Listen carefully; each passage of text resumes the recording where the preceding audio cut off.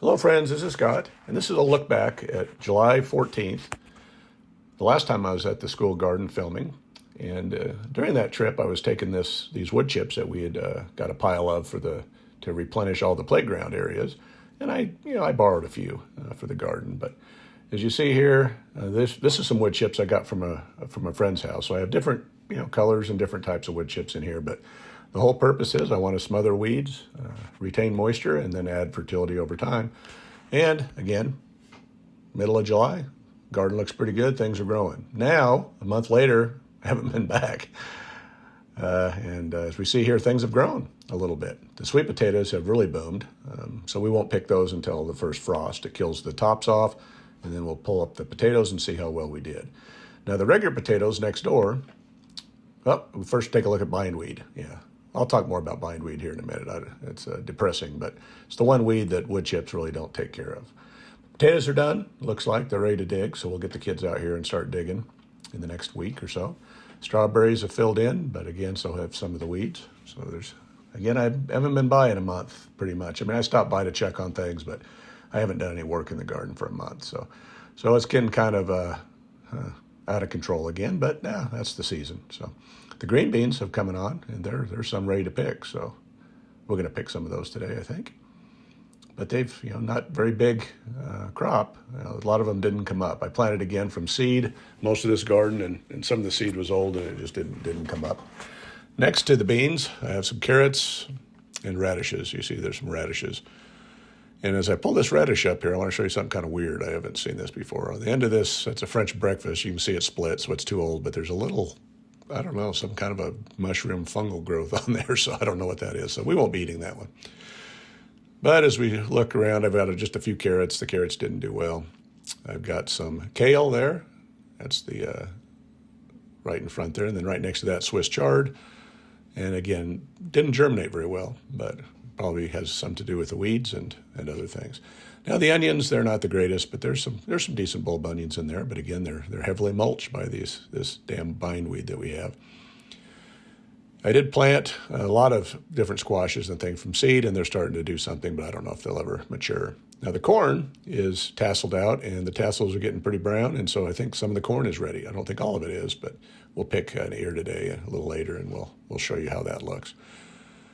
And not the tallest corn. I thought this area was going to be much more fertile because that's where I'd had my compost bin for years sitting there and with nothing growing in it. So it was a little interesting how that didn't grow bigger. But I have a little bit of squash and cucumbers, and they didn't all do well, but they're coming on. So we're going to have a strong cucumber crop, I believe, by the end of the year. I have a little open space there that nothing grew. So that might be where I put the garlic this fall. I got to plant garlic in September, for next year's harvest. Now here's an ear that I think is probably done. It's not the thickest ear, but we'll check on that one and see how good it is. But right now the tomatoes did not grow very tall, but that's perfect because they were put on lots of tomatoes, and I picked a few today. I didn't pick all of them, but there's a lot of tomatoes in here. So, and there's some nice ones. So we'll show you those, a couple of those as an example. But there's a lot of ripe tomatoes in here, and we'll have tomatoes all the way till it gets cold. So pretty excited about that. That's a nice one there. And let's try to see if we can pull this one off. It's a little not quite ripe. My wife and I always argue about whether you should leave tomatoes totally until they're ripe on the vine or pull them at this stage. I challenge anybody to a taste test once they're ripe. This will ripen on the counter, and you can't tell the difference. I don't believe you if you say you can tell the difference, but she says she can, and I don't think so. But again, we can agree to disagree. I don't think it matters when you pick a tomato. As long as it ripens on the counter, it's fine. Now looking in here, I've got some other ones. I've got some Romas back in there, and I've got some other larger tomatoes. Again, I don't mark the tomatoes. I just plant them and just, I never know what variety I'm picking as I'm picking it generally, but there's a nice one. And that's a ripe one, so my wife would be happy with that one, so we'll see. I'm just going to take a couple today. People at the school are coming and picking and harvesting, and then the school cafeteria people have left, so we don't have them cooking anymore in the kitchen, so we got to figure out what to do with some of this produce. So I'm going to take a little bit today. Now, there's a tomatillo, and that's about the perfect tomatillo. It popped right off the vine and great size, and that's how they should look. So the tomatillos are doing outstanding. I've added no fertility to this garden this year at all, other than what came in the bags of of topsoil that I did top dress with. There's an eggplant. We picked a couple eggplants. We only have a couple plants I just wanted to show the kids what an eggplant is. They don't like them very much. Now, as I'm looking through here, that's a lemon cucumber, and I didn't think I had any on there, but I didn't see it when I was looking, but I saw it on the film there. There's a little lemon cucumber that's getting close to getting ready. And somebody planted a few flowers. I didn't plant those. Somebody came out and did that. But now this is the most important plants, I think, for a school gardener, these little cherry tomatoes. There's some sunbursts, there's some cherry tomatoes, there's some Juliets. There's different, there's yellows and oranges and reds, and then there's some pear-shaped tomatoes that are the same.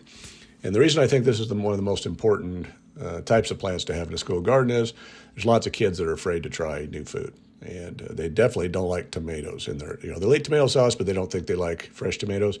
You give them some of these beautiful little sugar tomatoes, and you get them to try new things. So I think always have that in a school garden if you're gonna do it. But you see how much this place has grown in a month, and again, it was neglected.